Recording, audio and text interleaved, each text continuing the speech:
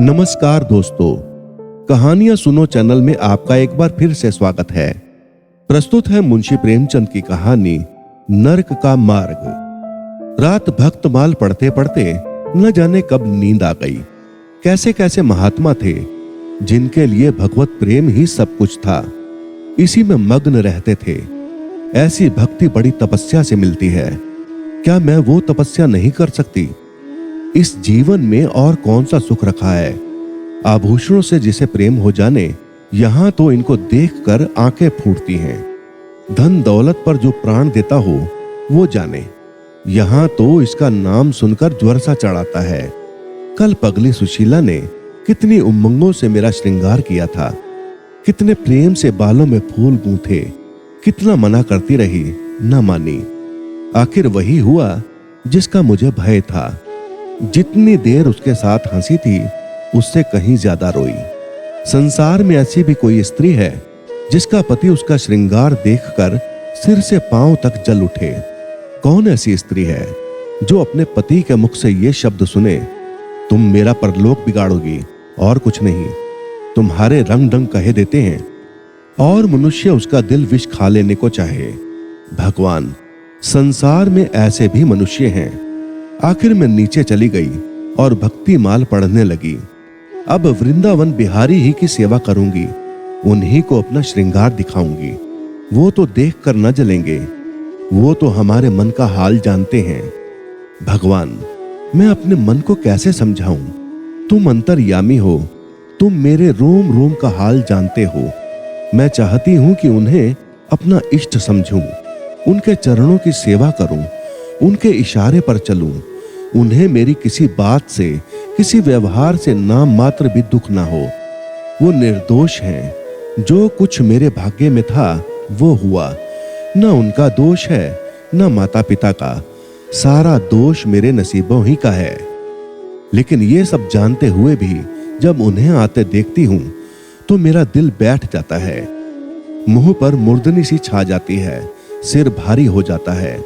जी चाहता है इनकी सूरत न देखूं, बात तक करने को जी नहीं चाहता। कदाचित शत्रु को भी देखकर किसी का मन इतना क्लांत नहीं होता होगा। उनके आने के समय दिल में धड़कन सी होने लगती है। 2-1 दिन के लिए कहीं चले जाते हैं तो दिल पर से ये बोझ उठ जाता है। हंसती भी हूं, बोलती भी हूं, जीवन में कुछ आनंद आने लगता है। लेकिन उनके आने का समाचार पाते ही फिर चारों ओर अंधकार। चित्त की ऐसी दशा क्यों है, ये मैं नहीं कह सकती। मुझे तो ऐसा जान पड़ता है कि पूर्व जन्म में हम दोनों में बैर था। उसी बैर का बदला लेने के लिए उन्होंने मुझसे विवाह किया है। वही पुराने संस्कार हमारे मन में बसे हुए हैं। नहीं तो वो मुझे देख देख कर क्यों जलते, और मैं उनकी सूरत से क्यों घृणा करती? विवाह करने का तो ये मतलब नहीं हुआ करता। मैं अपने घर कहीं इससे ज्यादा सुखी थी। कदाचित मैं जीवन पर्यंत अपने घर आनंद से रह सकती थी। लेकिन इस लोक प्रथा का बुरा हो, जो अभागिन कन्याओं को किसी न किसी पुरुष के गले में बांध देना अनिवार्य समझती हैं। वो क्या जानता है कि कितनी युवतियां उसके नाम को रो रही हैं, कितनी अभिलाषाओं से लहराते हुए कोमल हृदय उसके पैरों तले रौंदे जा रहे हैं। युवती के लिए पति कैसी कैसी मधुर कल्पनाओं का स्रोत होता है। पुरुष में जो उत्तम है, श्रेष्ठ है, दर्शनीय है, उसकी सजीव मूर्ति इस शब्द के ध्यान में आते ही उसकी नजरों के सामने आकर खड़ी हो जाती है। लेकिन मेरे लिए यह शब्द क्या है? हृदय में उठने वाला शूल, कलेजे में खटकने वाला कांटा, आंखों में गड़ने वाली किरकिरी, अंतःकरण को भेदने वाला व्यंग्य बाण। सुशीला को हमेशा हंसते देखती हूं। वो कभी अपनी दरिद्रता का गिला नहीं करती। गहने नहीं हैं, कपड़े नहीं हैं, भाड़े के नन्हे से मकान में रहती है। अपने हाथों घर का सारा काम काज करती है, फिर भी उसे रोते नहीं देखती। अगर अपने बस की बात होती तो आज अपने धन को उसकी दरिद्रता से बदल देती। अपने पति देव को मुस्कुराते हुए घर में आते देखकर उसका सारा दुख दारिद्र्य छूमंतर हो जाता है। छाती गज भर की हो जाती है। उसके प्रेमालिंगन में वो सुख है जिस पर तीनों लोक का धन न्योछावर कर दूं। आज मुझसे जब्त न हो सका, मैंने पूछा, तुमने मुझसे किस लिए विवाह किया था? यह प्रश्न महीनों से मेरे मन में उठता था, पर मन को रोकती चली आती थी। आज प्याला छलक पड़ा।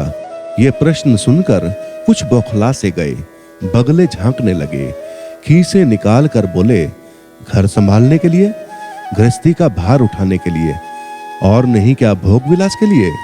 घरनी के बिना ये आपको भूत का डेरा सा मालूम होता था। नौकर चाकर घर की संपत्ति उड़ाए देते थे। जो चीज जहां पड़ी रहती थी कोई उसको देखने वाला न था।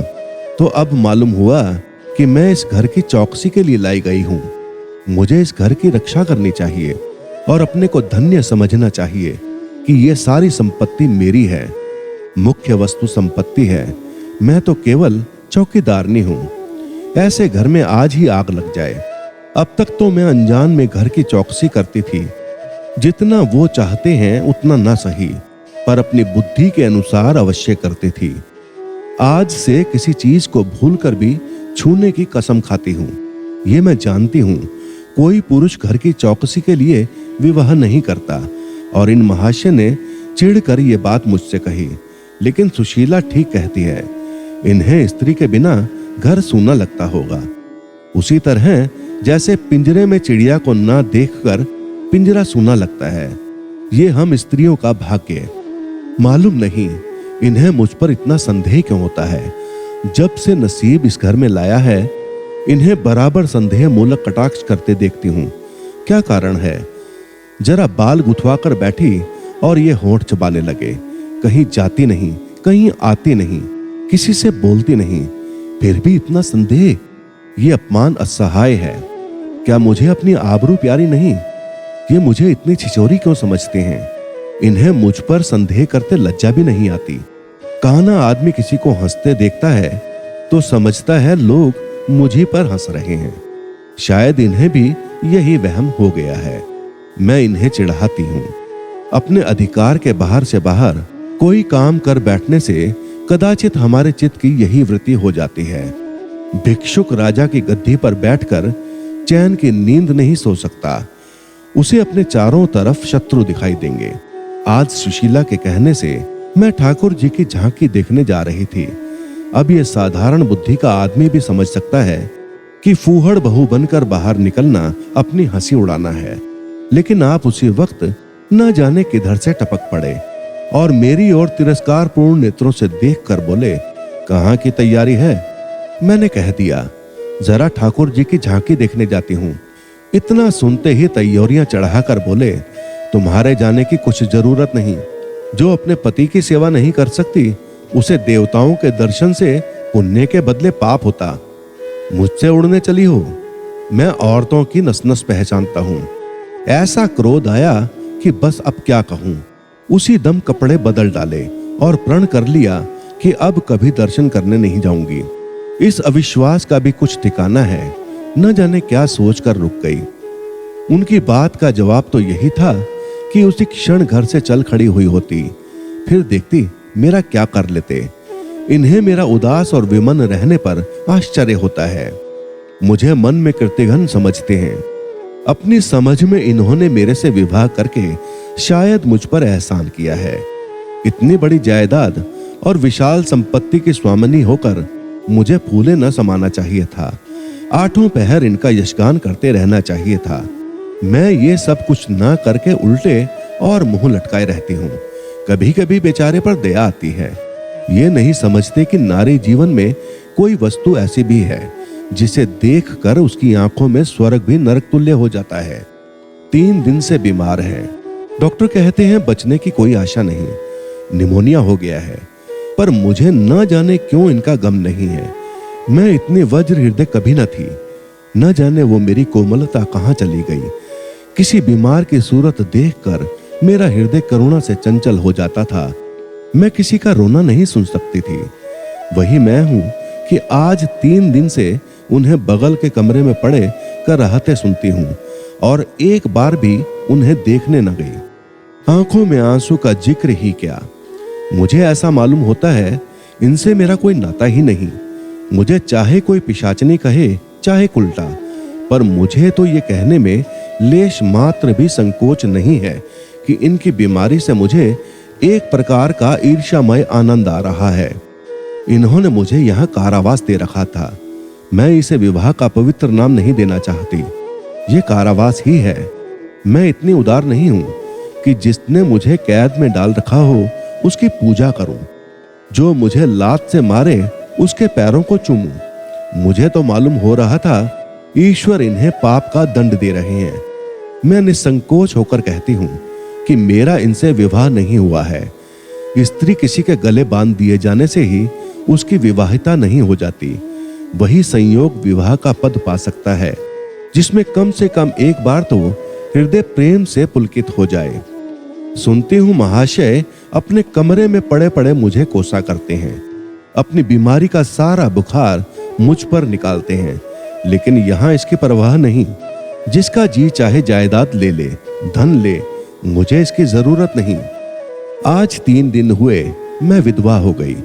कम से कम लोग तो यही कहते हैं, जिसका जो जी चाहे कहे, पर मैं अपने को जो कुछ समझती हूं वो समझती हूं। मैंने चूड़ियां नहीं तोड़ी। क्यों तोड़ूं? क्यों तोड़ूं? मांग में सिंदूर पहले भी ना डालती थी, अब भी नहीं डालती। बूढ़े बाबा का क्रियाक्रम उनके पुत्र ने किया, मैं पास न फटकी।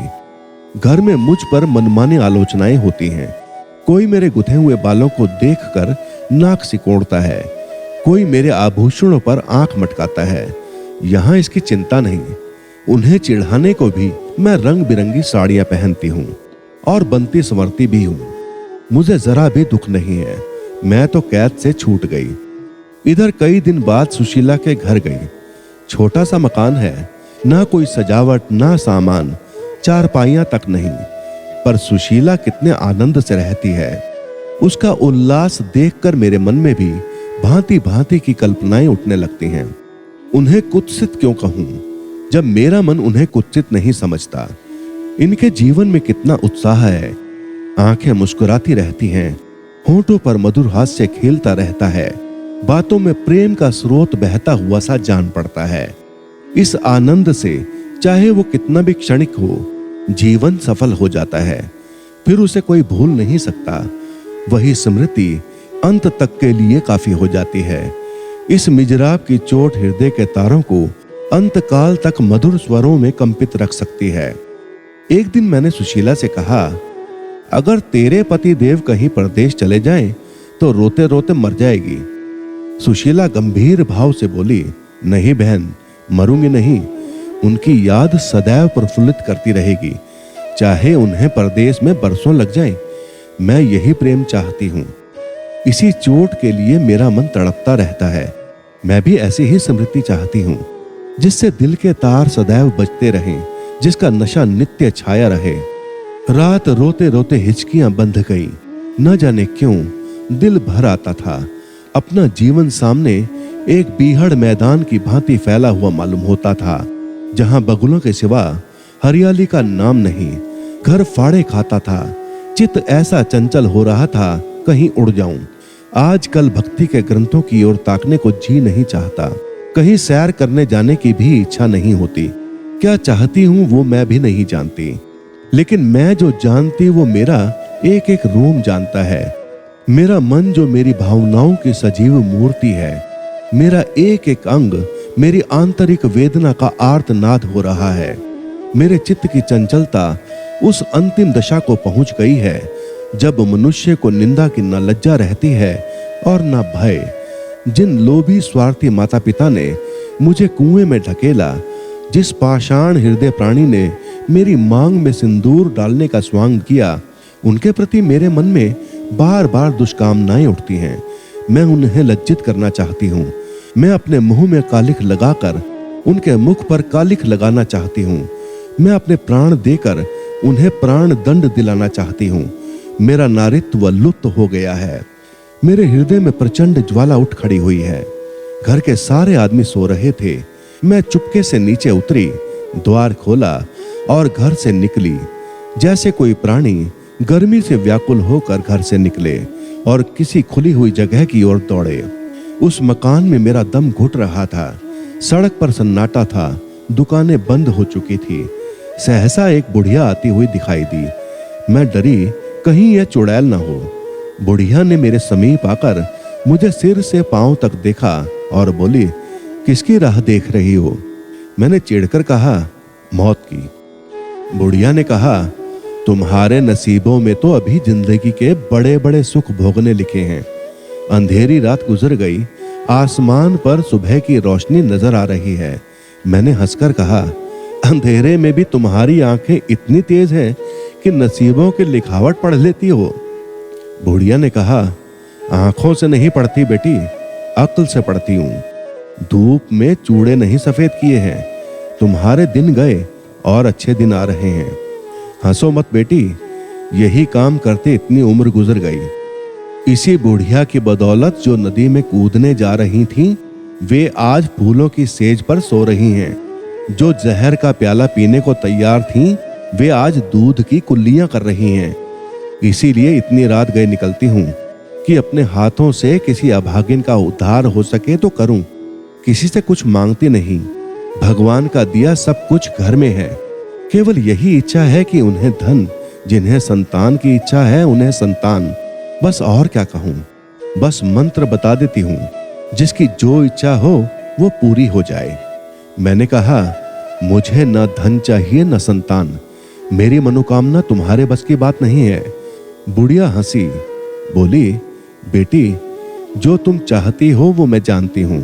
तुम वो चीज चाहती हो जो संसार में होते हुए स्वर्ग की है, जो देवताओं के वरदान से भी ज्यादा आनंदप्रद है, जो आकाश कुसुम है, गुलर का फूल है और अमावस्या का चांद है।